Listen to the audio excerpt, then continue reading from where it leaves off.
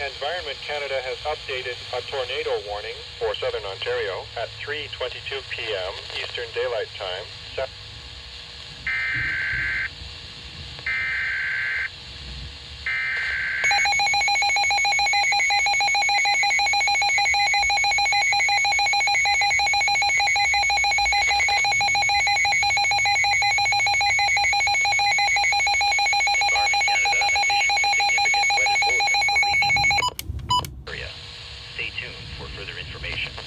Environnement Canada a émis un bulletin de conditions météorologiques importantes pour les régions dans la zone de diffusion.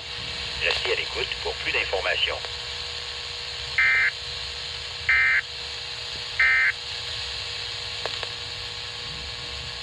Environment Canada has updated a tornado warning for Southern Ontario at 3:22 p.m. Eastern Daylight Time, Saturday, June 1st, 2019. A severe thunderstorm warning is continued for Sarnia, Petrolia, Western Lambton County, and Chatham, Kent, Rondo Park.